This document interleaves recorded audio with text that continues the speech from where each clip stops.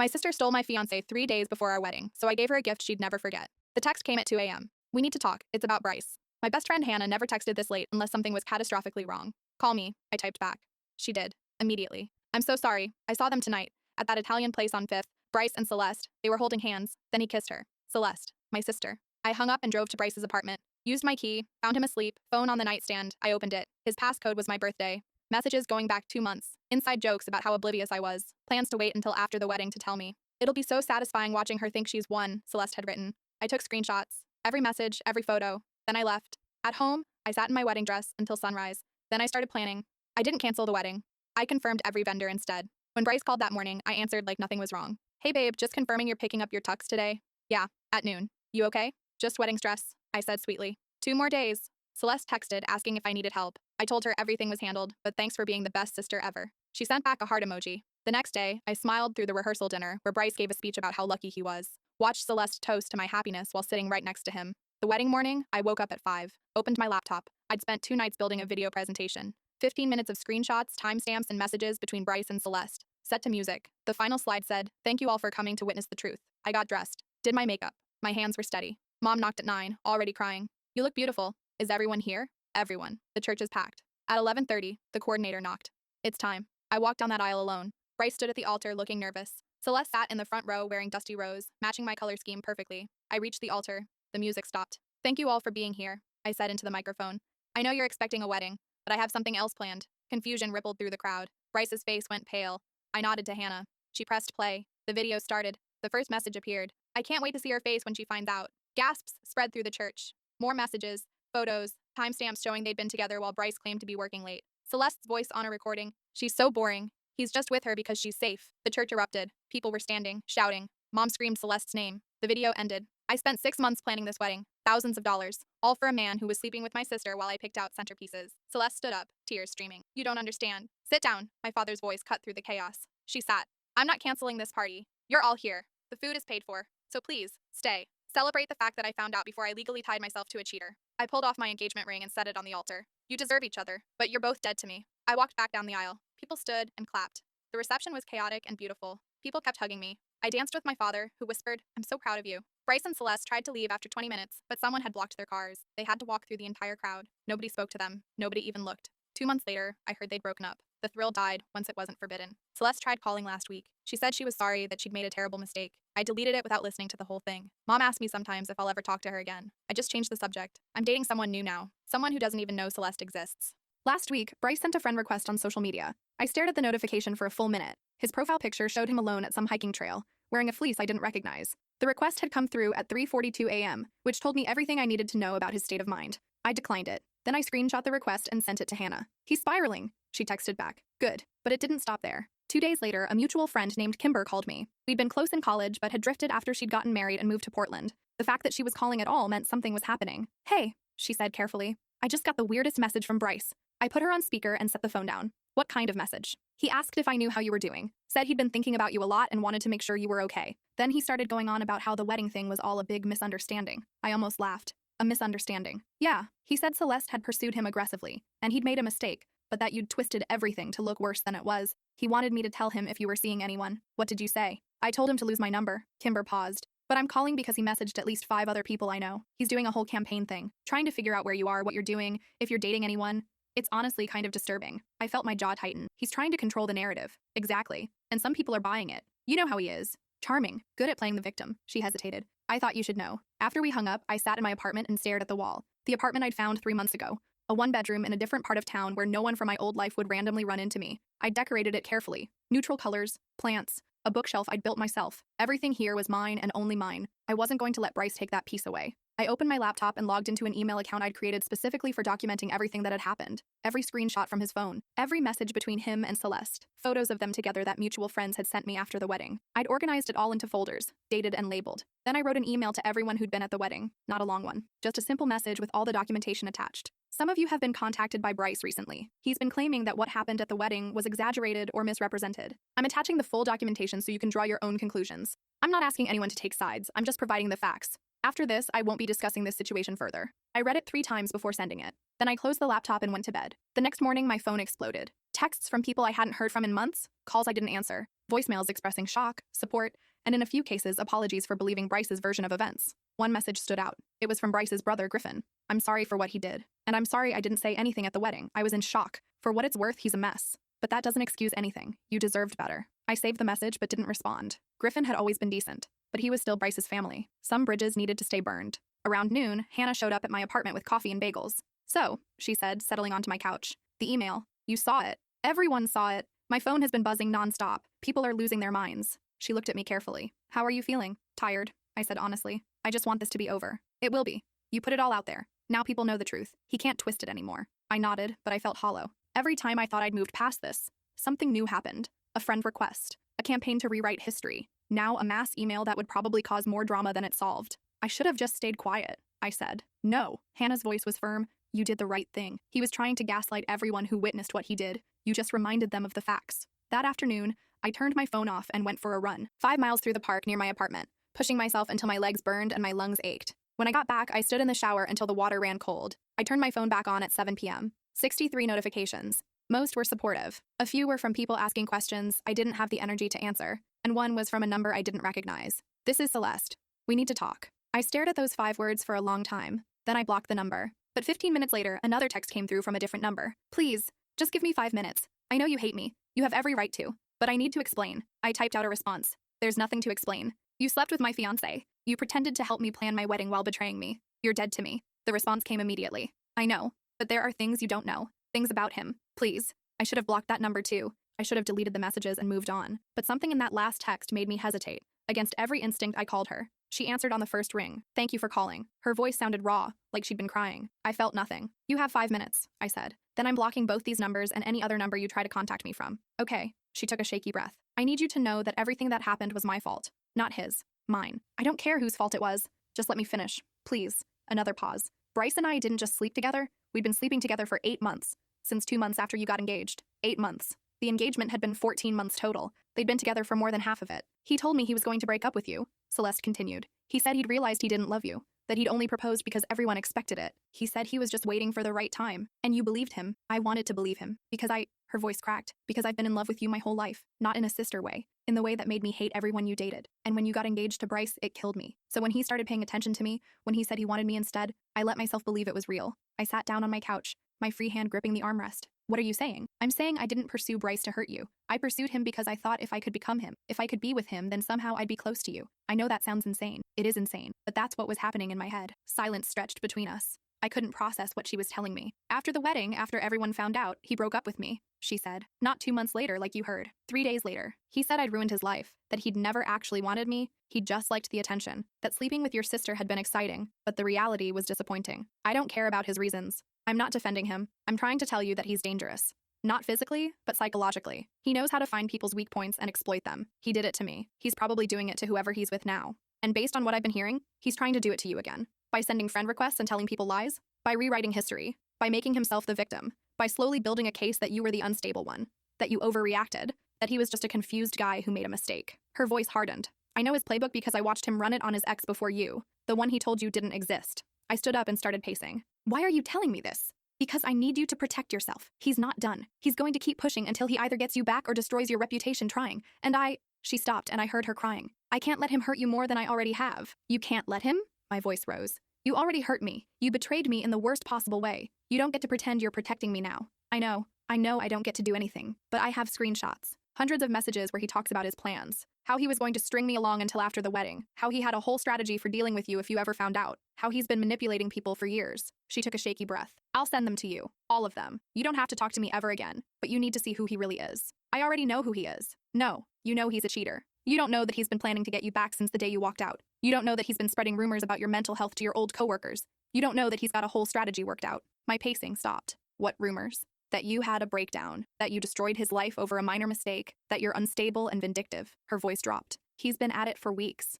I only know because one of his friends told me about it thinking I'd want to help him." I felt cold. "Send me everything." "Okay, I'm sending it now. But there's one more thing." She paused. "He's planning to show up at your apartment. How does he even know where I live? He hired someone to find you. Some private investigator. He's been tracking your social media, your friends' social media, anything he can find. He knows where you work now. He knows what car you drive. He has your address." The coldness turned into ice in my veins. "When?" "I don't know exactly, but soon. He's been talking about it for days. How he's going to show up and apologize in person. How he's going to make you understand that he's changed. How if he can just talk to you face to face, he can fix everything. I looked at my front door, checked that it was locked. I need to go. Wait, one more thing. The friend request he sent you? He sent it from a new account. He's made 3 accounts trying to find a way to reach you. He's obsessed. Please be careful. She hung up before I could respond. My phone buzzed. She'd sent me a zip file with 200 images. Screenshots of conversations between her and Bryce. Between Bryce and his friends. Between Bryce and people I'd never heard of. I spent the next 4 hours reading through them. She wasn't exaggerating. Bryce had been planning everything. How to win me back. How to discredit me if I wouldn't come back. How to turn our mutual friends against me. How to make himself look like the victim of a dramatic, unstable woman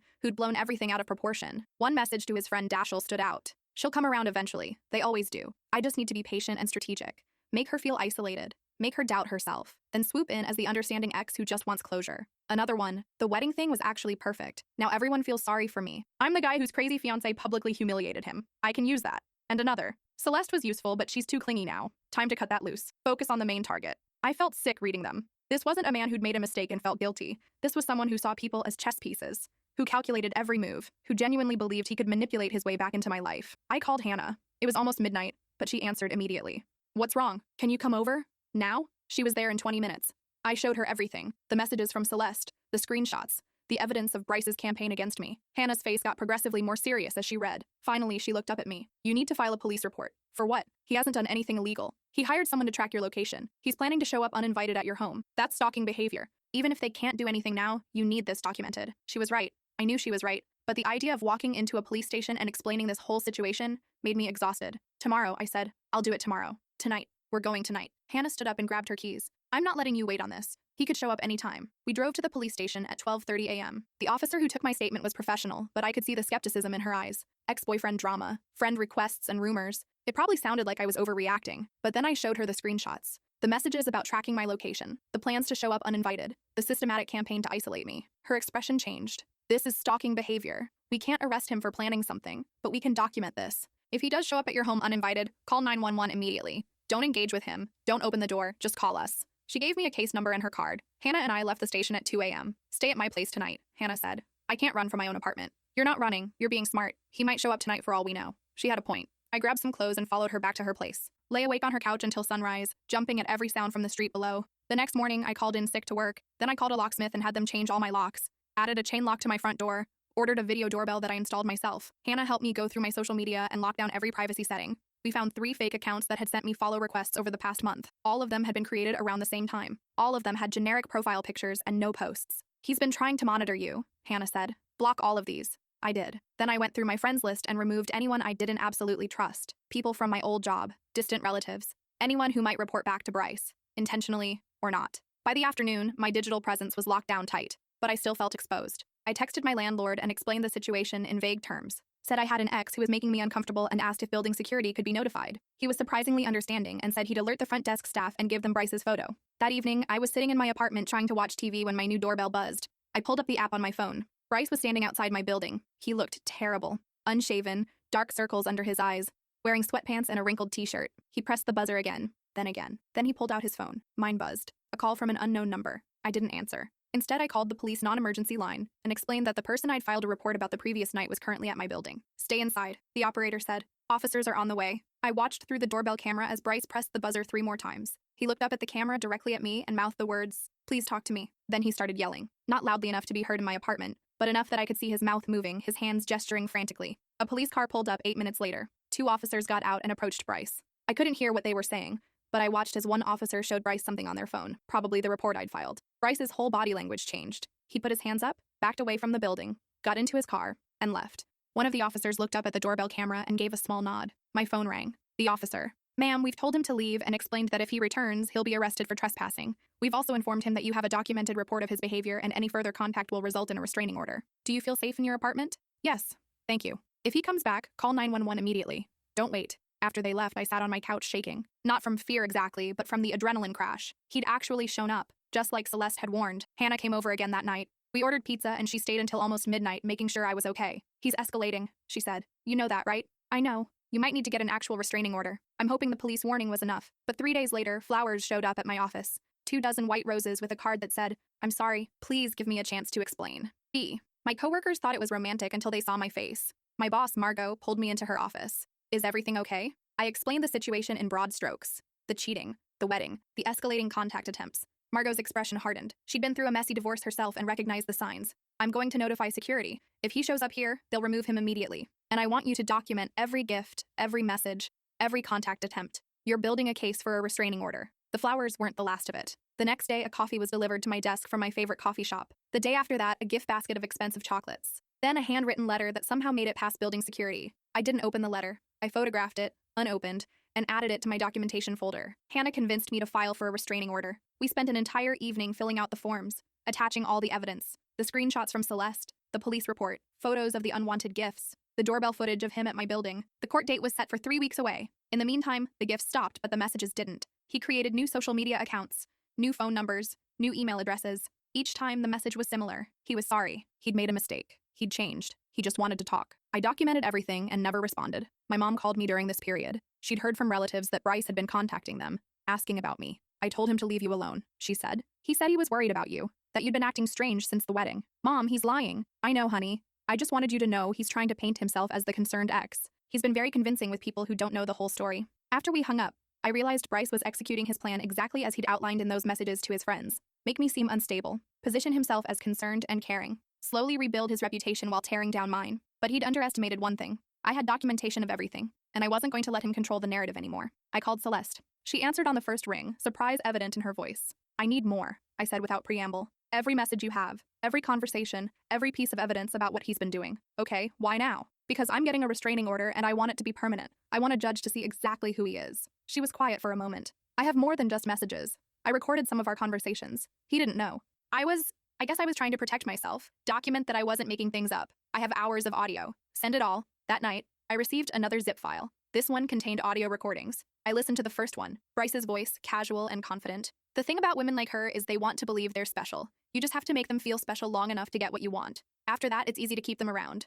They're too invested to leave. Celeste's voice. That seems manipulative. It's strategy. Relationships are just negotiations. You have to understand what the other person wants and give them just enough of it to keep them hooked. I listened to 3 more recordings. In each one, Bryce talked about relationships like they were games, about women like they were opponents to be beaten, about manipulation like it was a skill to be proud of. One recording stood out. It was from shortly after the wedding. She actually thought that public humiliation thing would break me, Bryce said, laughing. It just made people feel sorry for me.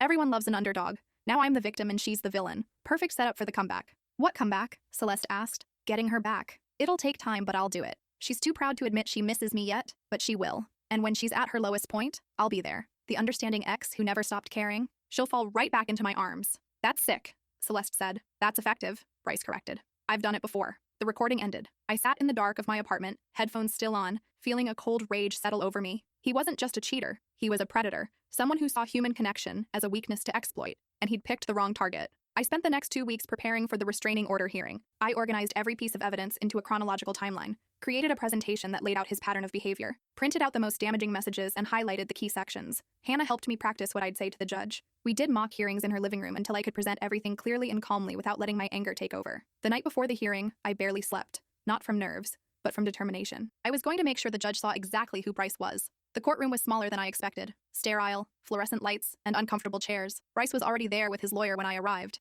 He looked different, clean-shaven, wearing a suit, hair-styled, the picture of a respectable professional. He tried to catch my eye when I walked in. I looked straight through him. The hearing started at 9 a.m. The judge, a woman in her 50s with sharp eyes and a no-nonsense expression, reviewed the initial filing. Ms. Anderson, you're requesting a permanent restraining order against Mr. Peterson. Please present your case. I stood up, took a breath, and told her everything. I walked her through the timeline, the discovery of the affair. The engagement had lasted 14 months total. We'd been planning the wedding for the final 6 months of that period. Bryce and Celeste had been sleeping together for 8 of those 14 months. The wedding confrontation, the escalating contact attempts afterward, the gifts, the messages, the showing up at my home and office. Then I entered the screenshots as evidence. The judge read through them, her expression growing increasingly stern. These messages show a pattern of manipulation, she said. Bryce's lawyer stood up. Your Honor, these are private conversations taken out of context. My client was venting to friends during a difficult time. Everyone says things they don't mean when they're upset. Let me be clear, the judge said.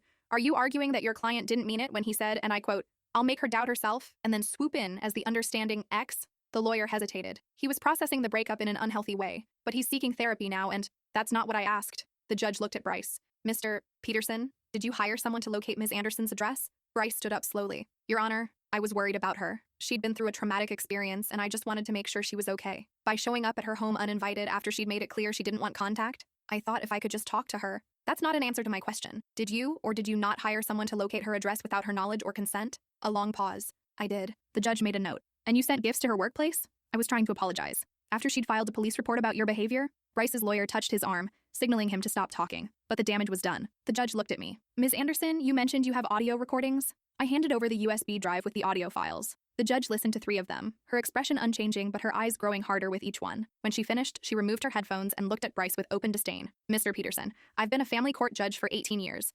I've seen a lot of cases involving domestic disputes, harassment, and stalking. What I'm hearing in these recordings isn't a man who made a mistake. It's a man who views relationships as strategic games, and women as targets to be manipulated. Bryce's lawyer tried to interrupt. Your Honor, I'm not finished. Her voice was ice. You came to my courtroom today in a suit, clean-shaven, presenting yourself as a respectable professional who's being persecuted by a vindictive ex. But the evidence tells a very different story. It tells the story of a calculated, ongoing campaign to control, manipulate, and harass a woman who has made it abundantly clear that she wants nothing to do with you. She turned to me. Ms. Anderson, I'm granting your request for a permanent restraining order. Mr. Peterson is prohibited from contacting you directly or indirectly, from coming within 500 feet of your home or workplace, and from making any attempts to communicate with you through third parties. Violation of this order is a criminal offense that will result in immediate arrest. She looked back at Bryce. Do you understand? He nodded, his face pale. I need to hear you say it. I understand, he said quietly. Good. Because if you violate this order, I will personally ensure you face the maximum penalty allowed by law.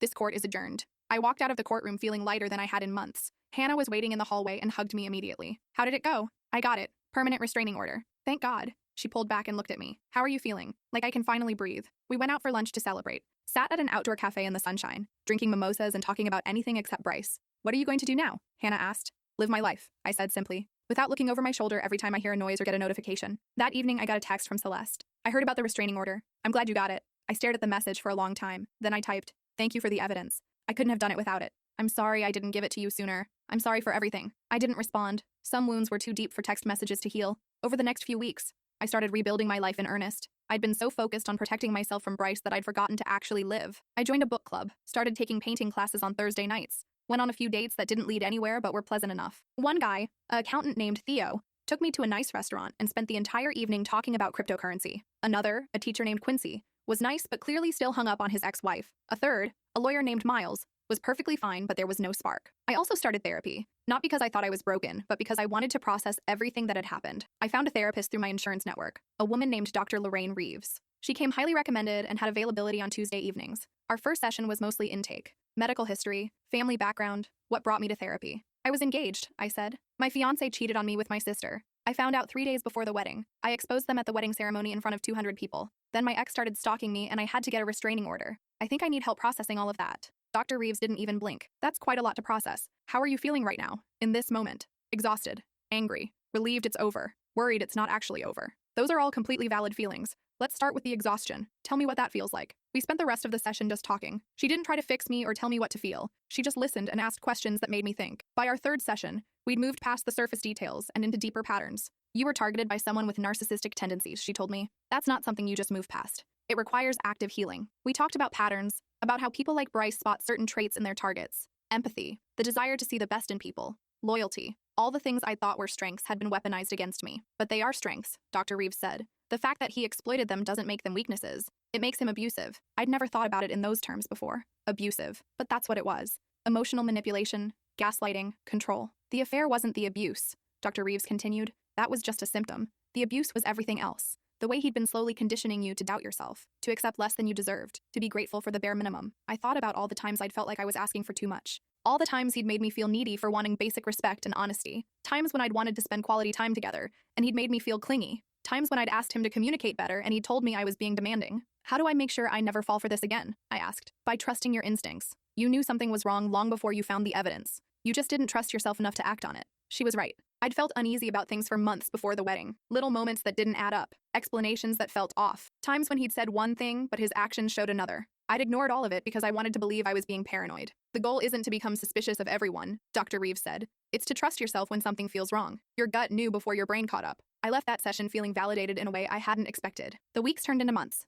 I kept going to therapy every Tuesday, kept attending my book club and painting classes, kept going on occasional dates that went nowhere. 6 months after the restraining order, I met someone. I was working part-time at a coffee shop on weekends. Not because I needed the money, but because I'd wanted something low pressure and social after spending so much time isolated. A way to be around people without the weight of my regular job. Elliot came in every Saturday morning around 9 a.m., Always ordered the same thing, medium black coffee and a blueberry muffin.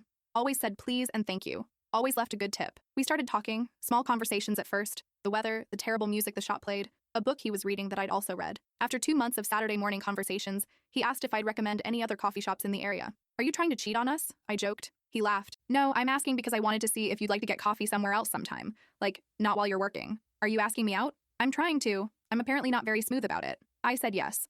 Our first date was comfortable in a way I hadn't expected. We met at a different coffee shop on a Sunday afternoon, talked for 3 hours without any awkward silences. He was a graphic designer, freelance, which meant he had a flexible schedule and a lot of opinions about fonts. I know that makes me sound insufferable, he said, but truly, Comic Sans should be illegal. I laughed. It felt good to laugh. When we left, he asked if I'd like to do it again. I would, I said. The second date was dinner at a small Italian restaurant. He told me he'd been through a bad breakup 2 years ago, that he understood if I needed to take things slow. I appreciate that, I said. I'm actually fresh out of a really complicated situation myself. Want to talk about it? Not particularly, but I will say that I'm probably going to be cautious, and maybe a little guarded, and I apologize in advance for that. No apology necessary. We all have our histories. On the third date, we went to an art museum, walked through galleries, making up stories about the people in the paintings. It was silly and fun and easy. Afterwards, sitting in the museum cafe, I told him about Bryce. Not everything, but enough. The engagement, the cheating, the wedding confrontation, the stalking, the restraining order. He listened without interrupting. When I finished, he said, "That sounds terrifying. I'm sorry you went through that." No judgment, no fishing for details. No, I would never do that proclamations. Just simple empathy. "Thank you for telling me," he added. I know that couldn't have been easy. We took things slow. Really slow. It was 3 months before we had the conversation about being exclusive. Another 2 months before I felt comfortable enough to let him into my apartment. Hannah met him after we'd been dating for 4 months and gave her approval. He's normal. In a good way. Like, refreshingly normal. She was right. Elliot was steady, consistent. His words matched his actions. When he said he'd call, he called. When he made plans, he kept them. He didn't play games or test my boundaries. When I needed space, he gave it without making me feel guilty. It was strange, dating someone healthy after everything with Bryce. I kept waiting for the other shoe to drop, for him to reveal some hidden agenda or darker side. Dr. Reeves and I talked about this in therapy. You've been conditioned to expect manipulation, she said. Part of healing is relearning that not everyone operates that way. How do I know the difference between healthy caution and paranoia? Healthy caution is paying attention to patterns. Paranoia is seeing patterns that aren't there. Right now, Elliot has shown you nothing but consistency. Your fear isn't based on his behavior, it's based on your past experience. She was right. Elliot hadn't done anything to warrant my suspicion. I was just scared of being fooled again. One night, about 8 months into our relationship, I told Elliot the whole story. Everything. The affair, the wedding, the stalking, the restraining order, all the details I'd kept vague before. We were sitting on his couch after dinner. He listened to everything, occasionally asking clarifying questions, but mostly just being present. When I finished, he was quiet for a moment. Then he said, "I'm not him." I know. Do you? Because I can feel you waiting for me to mess up, to prove that I'm secretly terrible. And I get it. After what you've been through, I'd be suspicious too. But I need you to know that I'm exactly who I appear to be. No hidden agendas. No games. Just a guy who really likes you and wants to build something real. I felt tears forming. I'm sorry. I don't mean to project that onto you. I'm not asking you to apologize. I'm asking you to try to trust me. Not all at once. Just a little bit at a time. Can you do that? I nodded. And I tried. It wasn't easy. My brain had been rewired to expect betrayal. Every time Elliot was late, I wondered if he was lying about where he'd been. Every time he was quiet, I wondered what he was hiding. Every time he looked at his phone, I wondered who he was texting. But slowly, day by day, month by month, Elliot proved that not everyone was a threat, that some people actually meant what they said. A year after meeting Elliot, I got news that Bryce had actually moved to Seattle. Not just posted about it, but genuinely relocated. I heard this from Kimber, who'd run into his mother at a grocery store. Part of me felt relief. Distance made the restraining order less necessary. Part of me felt nothing at all. He'd become irrelevant to my life. I didn't tell Elliot about the news for several days. Not because I was hiding it, but because it didn't seem important enough to bring up. When I finally mentioned it casually over breakfast, Elliot just nodded. That's good. More distance between you and that situation. Doesn't it bother you that I have this whole dramatic history? Why would it bother me? It's part of what made you who you are, and I happen to like who you are. Simple, uncomplicated, exactly what I needed. Another year passed. Elliot and I moved in together. A small house with a yard and good light for his design work and my painting. I'd discovered I actually liked painting through those Thursday night classes and had kept it up. Our house had a spare room that we converted into a shared studio space. We adopted a dog named Pepper from a local rescue. She was a 3-year-old mutt with anxiety issues and a tendency to chew furniture when left alone. The rescue warned us she'd been returned twice already. We'll make it work, Elliot said. And we did. It took patience and training and a lot of chewed-up shoes, but eventually Pepper settled in. She slept at the foot of our bed and followed me from room to room like a shadow. Life became beautifully mundane. Work, cooking dinner together, walking the dog, Friday night movies and Sunday morning farmers markets. Elliot's freelance work meant he was home during the day, and I'd started working remotely 3 days a week. We fell into comfortable routines. I still saw Dr. Reeves monthly, though the sessions had shifted from trauma processing to general life maintenance. We talked about my relationship with Elliot, my ongoing estrangement from Celeste, my complex feelings about family. Mom and I had repaired our relationship slowly. She'd been devastated by what Celeste had done and had gone through her own therapy to process her role in the family dynamics. She'd realized she'd enabled a lot of Celeste's behavior over the years, made excuses, minimized problems, played favorites in ways she hadn't even recognized. "I failed you," she told me during one of our phone calls.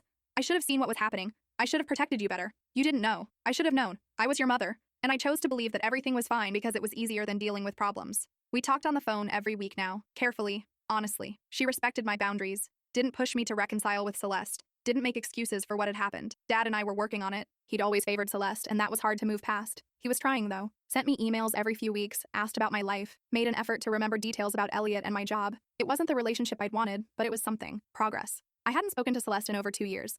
I knew she'd completed her treatment program and was living in Oregon now, working at a nonprofit that focused on mental health advocacy. She sent a Christmas card the first year. I didn't respond. She didn't send one the second year. Maybe someday I'd be ready for contact. Maybe not. I didn't feel pressured either way. One evening, about 2.5 years after the restraining order, Elliot and I were sitting on our back porch watching the sunset when his phone buzzed. He glanced at it and frowned. "What's wrong?" I asked. "Weird. I just got a LinkedIn message from someone named Bryce Peterson. Says he's in the design industry and wanted to connect professionally." My stomach dropped. "Don't accept it." Elliot looked at me, concerned by my tone. "Is this him? Your ex?" "Yeah. He's trying to reach me through you." "That's messed up." Elliot immediately blocked the account and showed me. "I'm blocking him everywhere. Does he know about me?" "He must have found out somehow. Probably through mutual social media friends or just general internet searching. Should we be worried?" "No. He can't violate the restraining order through a LinkedIn message to you, but he's testing boundaries, seeing if he can get to me indirectly." I called the police non-emergency line and reported it. They documented the incident and confirmed that any attempts to contact me through third parties violated the restraining order. "We'll follow up with him," the officer said. "Remind him of the legal consequences."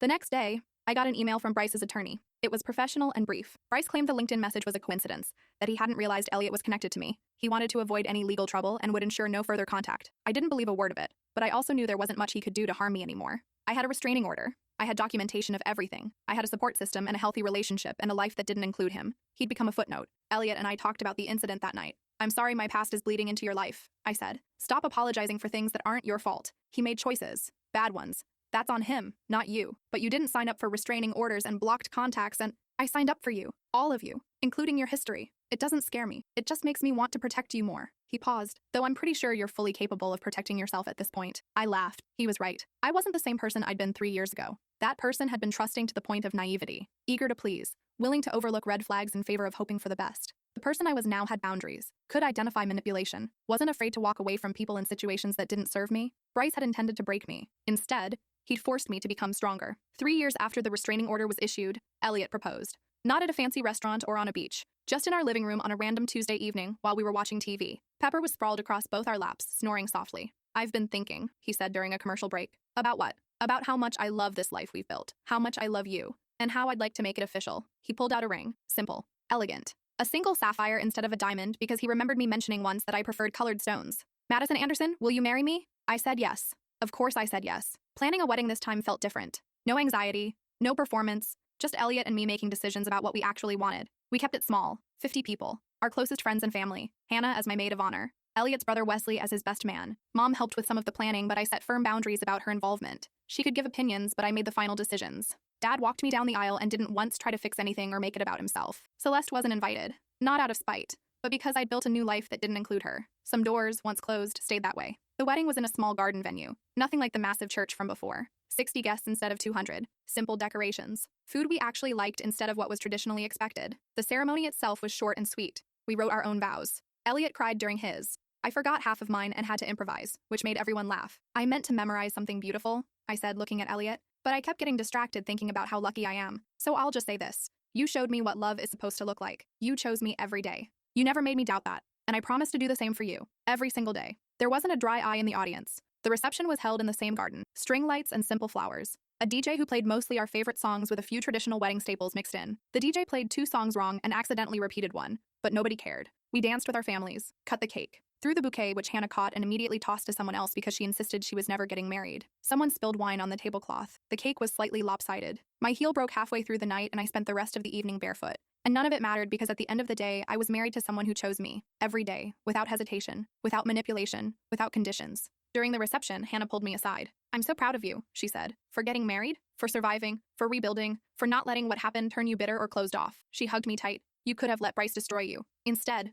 you became this." I looked around at the reception, at Elliot dancing with his niece, At my parents laughing together for the first time in years. At friends who'd supported me through everything. I had a lot of help, I said. But you did the work. Give yourself credit. 3 weeks into our honeymoon in Greece, Elliot and I were having breakfast at a cafe overlooking the ocean when I got a notification on my phone, a friend request from an account I didn't recognize. I opened it out of curiosity. The profile picture was blurry, but the name made my blood run cold. Bryce Peterson. He'd created yet another fake account. This one had posts going back months, pictures from Seattle, updates about his new life, all carefully curated to look legitimate. I showed Elliot. He frowned. What do you want to do? Document it and report it to the police when we get home. Then block it and forget about it. You're not upset? I'm annoyed, but I'm not upset. He's pathetic. Still trying to maintain some connection years later when I've moved on completely. Elliot nodded. You have moved on. Completely. He was right. Looking at that friend request, I felt nothing but mild irritation. No fear, no anger. Just exhausted pity for a man so broken that he couldn't let go. I blocked the account, deleted the notification, and went back to my breakfast. That evening, walking along the beach in Santorini, Elliot asked me something he'd never asked before. Do you ever think about what your life would have been like if Bryce hadn't cheated? If you'd married him instead? I considered it carefully. Sometimes. But not in a wishful way. More like thinking about a bullet I dodged. Because of who he turned out to be? Because of who I would have become? I was shrinking myself for him, accepting less than I deserved, making excuses for behavior that should have been deal breakers. If I'd married him, I'd have spent my life trying to be enough for someone who was fundamentally incapable of valuing me. And now? Now I'm with someone who values me exactly as I am. I don't have to perform or prove anything.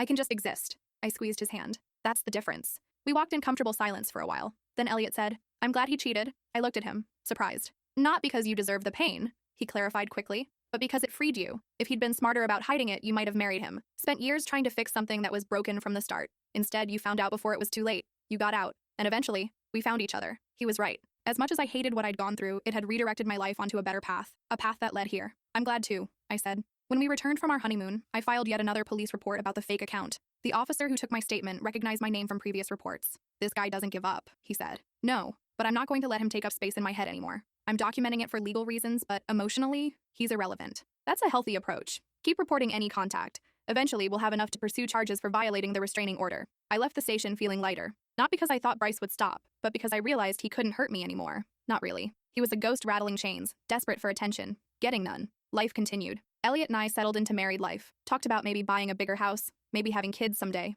or maybe not. We had time to figure it out. I got a promotion at work, started leading a team, found that I was good at management, at creating environments where people felt valued and heard. Maybe everything I'd been through had given me insight into what healthy leadership looked like. Hannah got engaged about a year after my wedding, to a software engineer named Priya, who was brilliant and kind and made Hannah laugh constantly. I helped her plan her wedding and never once had a flashback to my own failed first attempt. This was different. She was marrying someone who adored her. No red flags, no drama, just love. At her bachelorette party, someone brought up my wedding disaster. Not maliciously, just as part of the conversation about how unpredictable weddings could be. That was the best thing that ever happened to me, I said. And I meant it. Really? One of Hannah's friends asked. I would have been traumatized. I was, for a while, but it forced me to see things clearly. If Celeste and Bryce hadn't been so stupid about getting caught, I might have married him, spent years in a toxic relationship. Instead, I found out who he really was before legally binding myself to him. That's a gift, actually. Hannah raised her glass. To disasters that turn into blessings. Everyone drank to that. 4 years after my wedding disaster, almost 2 years into my marriage with Elliot, I got a letter in the mail. Not an email.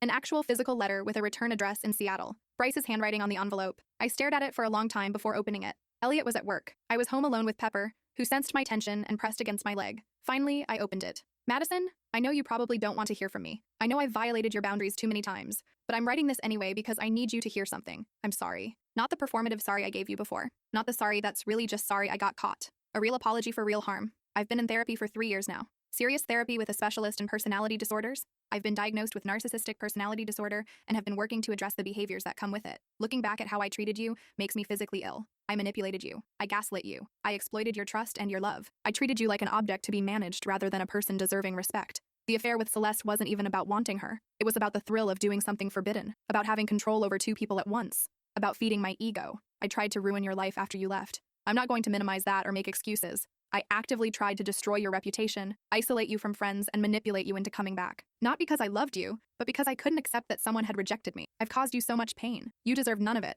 I'm not writing this to ask for forgiveness. I don't deserve it. I'm writing because my therapist says part of my recovery is taking full accountability without expecting anything in return. You were kind to me, patient, loving, and I treated you like garbage. I hope you found happiness. Real happiness. The kind I was too broken to give you. I've moved on with my life. I'm in a relationship with someone who knows my diagnosis and the work I'm doing. I'm not the same person I was, though I know that doesn't undo the damage. I won't contact you again. This is closure for both of us. I'm sorry. For everything. Bryce. I read the letter twice. felt a complicated mix of emotions. Part of me wanted to tear it up. Part of me recognized something genuine in the words. Part of me didn't care either way. When Elliot came home, I showed him the letter. He read it carefully. How do you feel about this? I don't know. Maybe he's being sincere. Maybe it's another manipulation. But the thing is, it doesn't really matter. Whether he's genuinely sorry or not doesn't change what happened.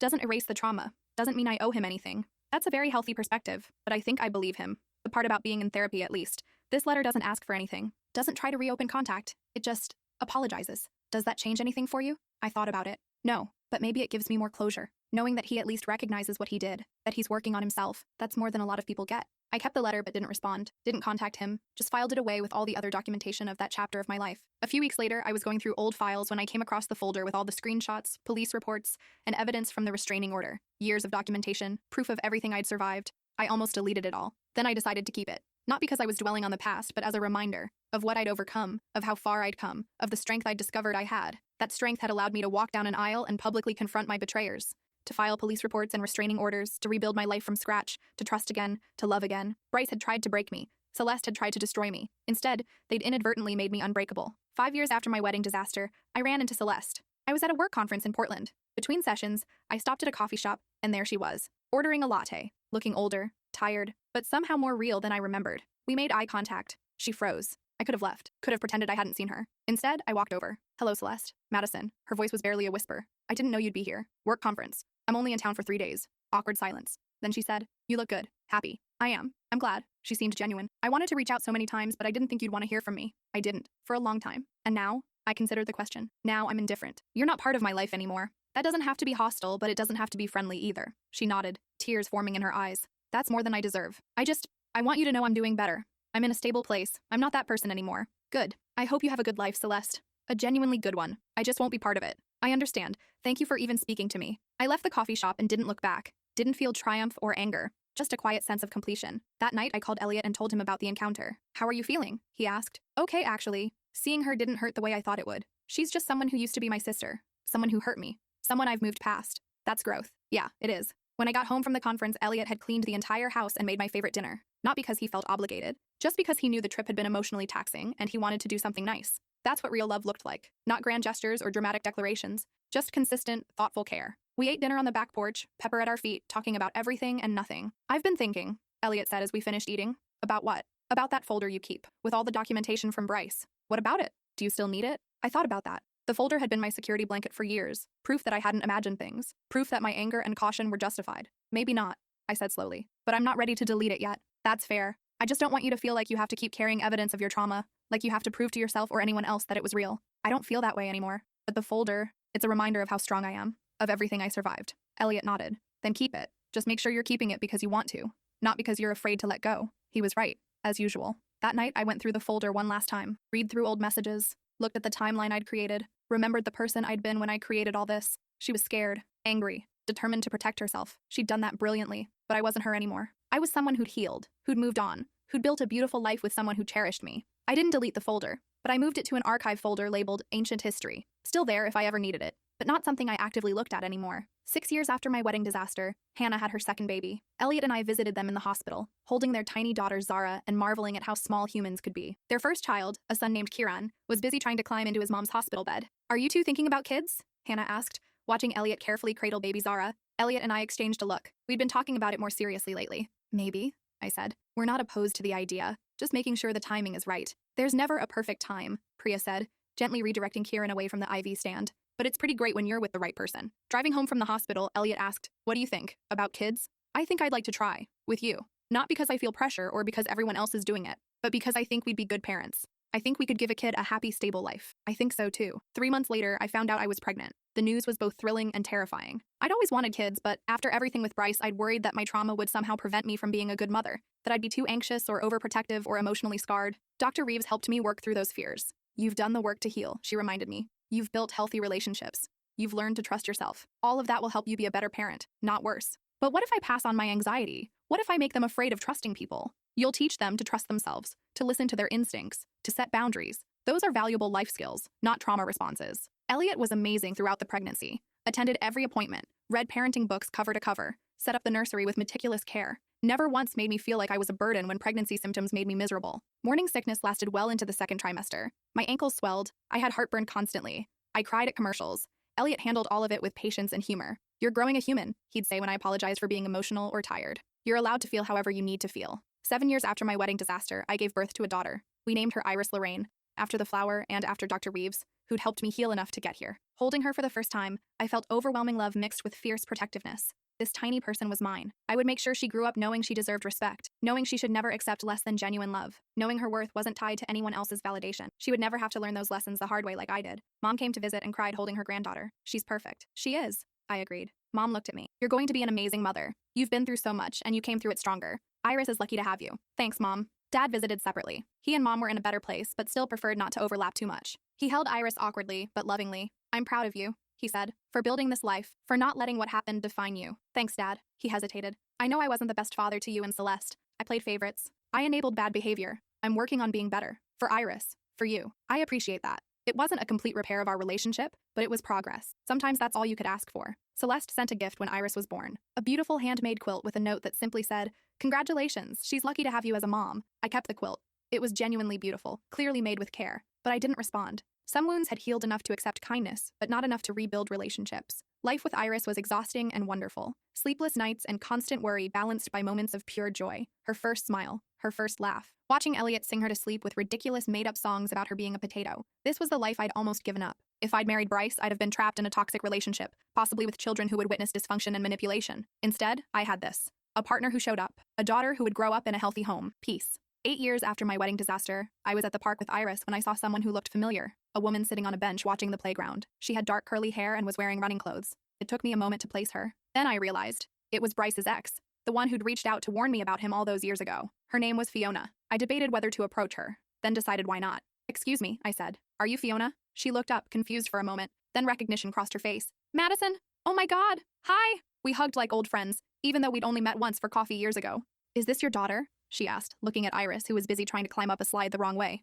"Yeah, Iris. She's 2. She's beautiful. I have a son. He's 4, somewhere in that chaos." She gestured at the playground where a small boy was hanging upside down from the monkey bars. We sat on the bench together, watching our kids play. "I heard you got married," Fiona said, "to someone completely different." "I did. Elliot. He's great. Actually great, not the kind of great that's really terrible once you dig deeper." She laughed. "I know exactly what you mean. I'm engaged now, to someone who is genuinely kind and boring in all the best ways. Boring is underrated. So underrated. After Bryce, I swore I'd never date anyone with that much charisma again. Give me steady and reliable any day." We talked for almost an hour. About our lives, our relationships, our kids. About how we'd both moved on from that disaster. How we'd both built something real. "Do you ever hear from him?" I asked. "Not in years. Last I heard he was still in Seattle. Still in therapy. Still trying to figure out how to be a person who doesn't destroy everyone around him. I got a letter from him a few years ago. Apologizing. Taking responsibility. Did you believe it? I don't know. Maybe. But it didn't matter. I'd already moved on. That's the best revenge, isn't it? Not caring anymore." She was right. Somewhere along the way, Bryce had stopped being the villain in my story. He'd become a footnote. A cautionary tale I might tell Iris someday about recognizing red flags and trusting her instincts. Before we parted ways, Fiona said, "I'm glad we ran into each other. It's nice to see that we both made it out and built good lives." Yeah, it really is. We exchanged numbers and promised to set up a playdate for the kids. Actually followed through on it too, which was rare with park acquaintances. Driving home with Iris singing nonsense in her car seat, I thought about the person I'd been 8 years ago, standing in a wedding dress at 5 a.m., planning revenge, devastated, humiliated, furious. That person had handled things perfectly. She'd exposed the truth, protected herself, rebuilt her life piece by piece. But this person, the one driving home to a husband who would have dinner started, the one with a daughter who would grow up seeing healthy love modeled, she was happy. Actually, genuinely happy. Not happy because she'd gotten revenge. Happy because she'd moved past needing it. 9 years after my wedding disaster, Elliot and I were celebrating our 6th wedding anniversary. We'd gone to the same restaurant where we'd had our first date, left Iris with Hannah and Priya for the night. Over dessert, Elliot raised his glass. To us, to surviving, to building something real. I clinked my glass against his. To you, for being exactly who you appeared to be, for never making me doubt that.